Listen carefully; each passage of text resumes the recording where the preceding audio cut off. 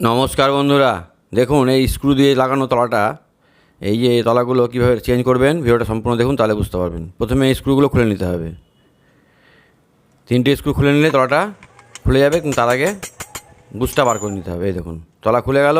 এবার নতুন একটা তলা নিতে হবে বা বেস নিতে হবে। বেস নিয়ে বেসের গায়ে যে ঘাটগুলো আছে ঘাটে ঘাট মিলিয়ে বাটিটা চেপে ওখানে বসিয়ে দেন।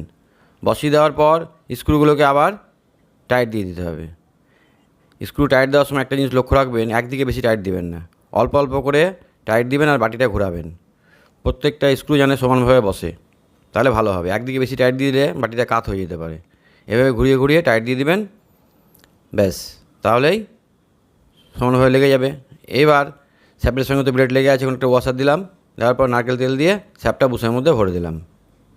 এক হাতে ব্লেড ধরলাম, নিচের দিকে দুটো প্লাস্টিক ওয়াশার, একটা স্টিলের ওয়াশার দেওয়ার পরে কাপলিংটা পাক দিয়ে লাগিয়ে দিলাম। ভিডিওটা শেষ করলাম। সকলে ভালো থাকবেন।